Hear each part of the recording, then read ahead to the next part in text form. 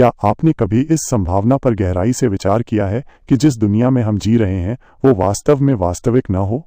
कल्पना कीजिए, यह एक अत्यंत सावधानी से रचा गया स्वप्न हो। एक शांत रात्रि का दृश्य मन में लाइए। एक न्यूरोलॉजिस्ट चुपके से आपके कमरे में प्रवेश करता है, आपको कोई नशीला पदार्थ दिया जाता है और फिर आप एक प्रयोगशाला में पहुंच जाते हैं। वहां वह अत्यंत सावधानीपूर्वक आपका मस्तिष्क निकाल लेता है। उसे एक विशेष पोषक तत्व के घोल में रखा जाता है। फिर उस मस्तिष्क को एक आधुनिक मशीन से जोड़ा जाता है। ये मशीन मस्तिष्क के भीतर होने वाले सभी सूक्ष्म तंत्रिका परिवर्तनों को कुशलतापूर्वक संसाधित कर सकती है और ये मशीन आपके मस्तिष्क में विद्युत स्पंदनों के माध्यम से विभिन्न प्रकार के संकेत भेजती है। ये प्रक्रिया एक ऐसी धारणा को जन्म देती है जो वास्तविक दुनिया से किसी भी प्रकार से भिन्न नहीं होती।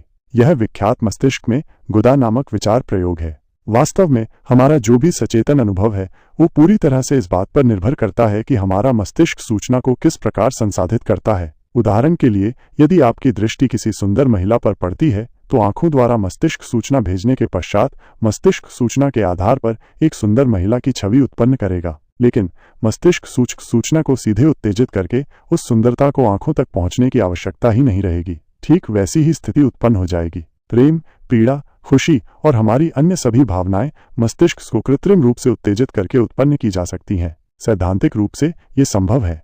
तो फिर आप स्वयं के अस्तित्व के बारे में किस प्रकार निश्चित हो सकते हैं? क्या यह संभव नहीं कि इस क्षण आप गुदा में मस्तिष्क वाली स्थिति में हो? शायद इसी पल आपका मस्तिष्क किसी पोषक तत्वों से भरे टैंक में डूबा हुआ है और विद्युत स्पंदन आपके मस्तिष्क के प्रमुख हिस्सों को उत्तेजित कर रहे हैं, जिससे आपको ऐसा अनुभव हो रहा है जैसे आप टिकटॉक देख रहे हों।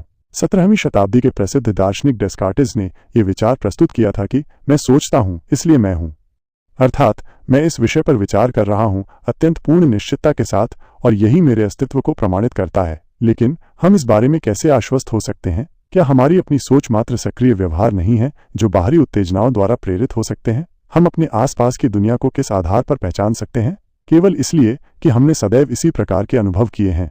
इस विचार प्रयोग के परिप्रेक्ष्य में सिग्नल के वास्तविक स्रोत की पहचान करने की क्षमता केवल संसाधित और प्रतिक्रिया सिग्नलों द्वारा ही संभव है। मस्तिष्क वास्तविक दुनिया में होने या किसी कंटेनर में होने के बीच अंतर करने में पूर्णतः असमर्थ है। मस्तिष्क की दृष्टि में सब कुछ हमेशा की तरह ही है। वो स्वयं इस अंतर को नहीं जानता। कंप्यूटर प्रोग्रामिंग की पहले से ही विकसित आभासी दुनिया में गुदा में स्थित मस्तिष्क अनिवार्य रूप से एक ऐसी इकाई है जिसके वास्तविक स्वरूप की पुष्टि नहीं की जा सकती। ये एक ऐसी परिकल्पना है जिसे किसी भी ज्ञात तरीके से गलत साबित नहीं किया जा सकता। यदि वास्तव में हम किसी आभासी दुनिया में विद्यमान हैं, तो वो कंप्यूटर जो इस आभासी दुनिया को चला रहा है वो सभ्यता किस स्तर तक पहुंची होगी?